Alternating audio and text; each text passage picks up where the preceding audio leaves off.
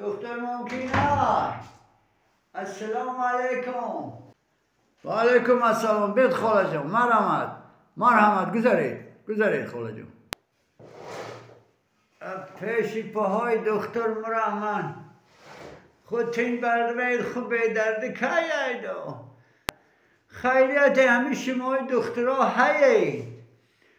چند وقته مزم نیست ای دختر. دلم به حضور میشد، سرم چرخ میگردد و همه شب مردک گفت که خیلی با دختر رو، اگه دختر با یکو مصلحتت یاد. انا پیش شما آمدم دختر، یکو مصلحتم تید مزم نیست پیش پاهای شما مرحمت. خاله جان، و شما از همون چهرهتان معلوم می شود که بسیار خسته اید، بسیار خسته شده اید. شما مادرای عزیز، بانوان عزیز در حقیقت مهنت میکنید، کار خانه، کار صحرا بسیار زحمت میکشید، لکن یک مرتبه یگان استراحتگاه برفته استراحت نمیکنید خاله جان.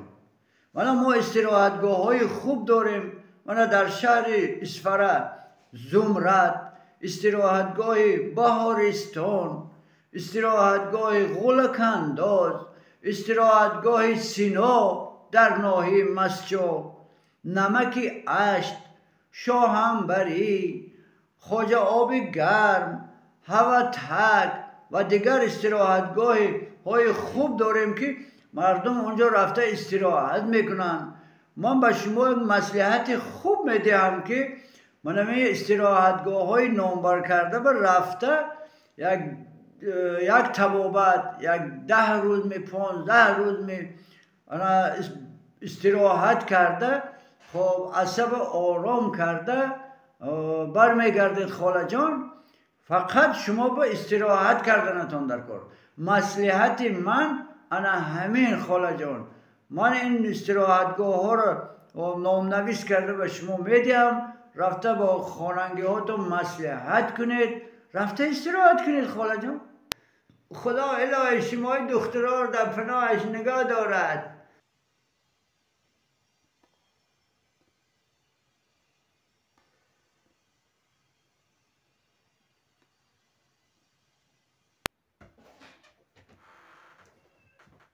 شمی رای هم مردم فقط خواه میرد و من اومدم یا با چشماتون کشاید و گپ زدنگی من چشمان پوشیدگی رو تر میبینم. گپ زد پیش دختر رفتم اومدم.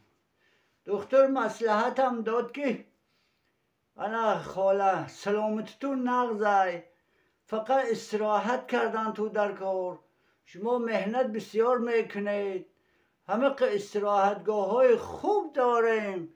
انا یه بارک رویدو اما استراحتگاه ها یه تبابت 10 روز 15 روز انا روید استراحت کنید میگود، عصبتون آروم کنید میگود.